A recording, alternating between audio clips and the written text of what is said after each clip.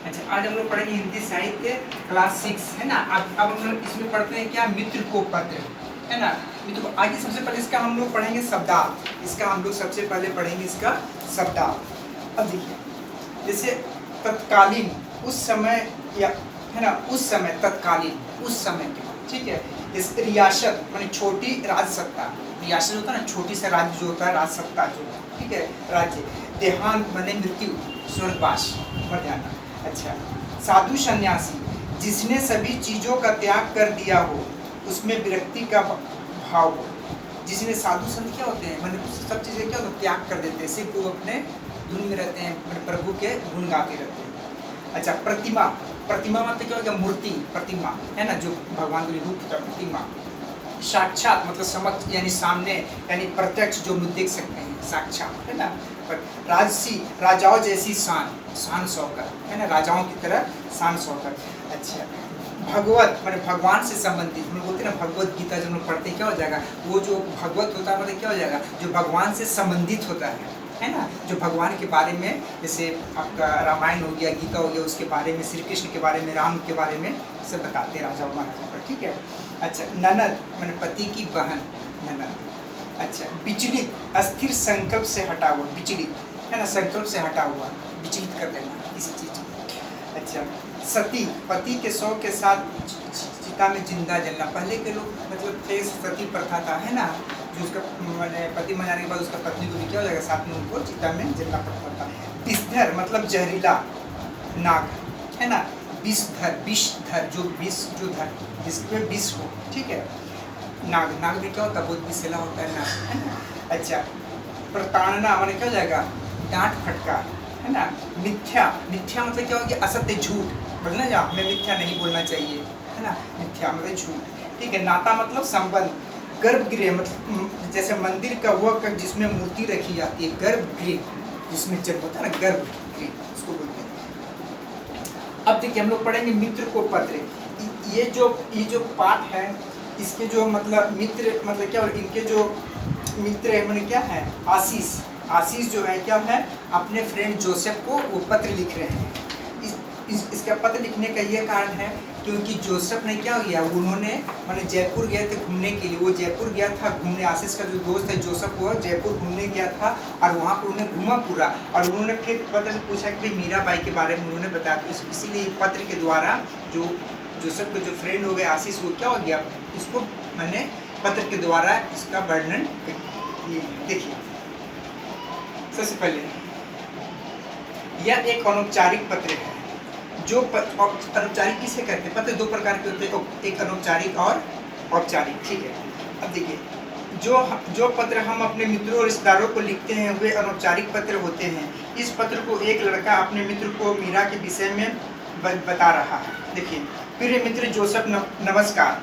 आज ही तुम्हारा पत्र मिला, यह जानकर प्रसन्नता हुई कि तुम चित्तौड़, उदयपुर व अजमेर घूमकर आए हो।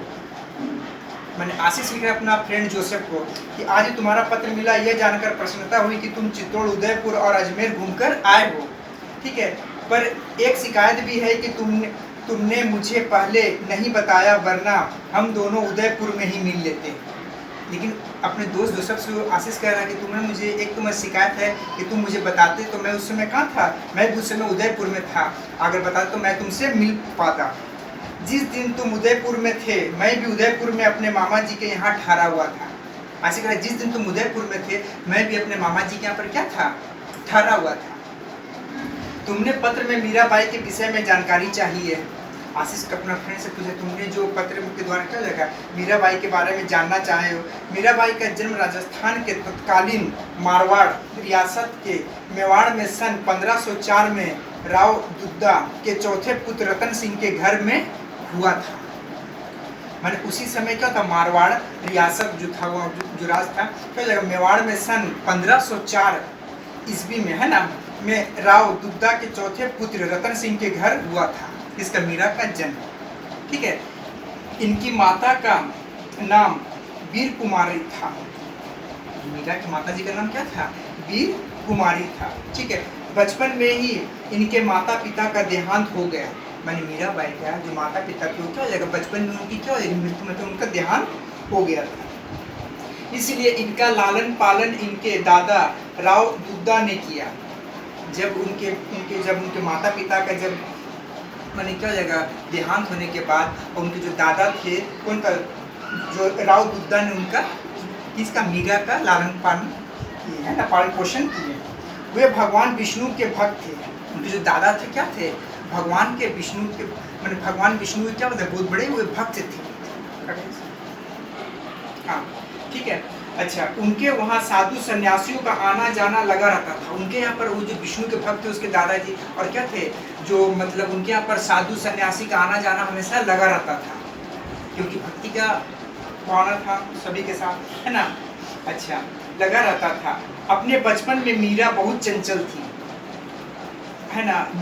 अपने बचपन में मीरा क्या थे, बहुत चंचल थी, बहुत नटखट थी वो, ठीक है।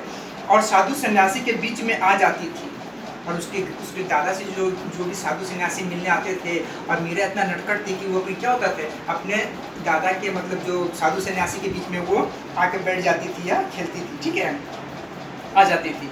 जब वे 3-4 साल की थी तभी एक साधु ने उन्हें श्री कृष्ण की एक मूर्ति दी थी। जब मीरा 3 साल की थी तब एक साधु ने क्या किया, उस मीरा को उपहार के रूप में क्या दिया था, एक कृष्ण का मूर्ति दी थी।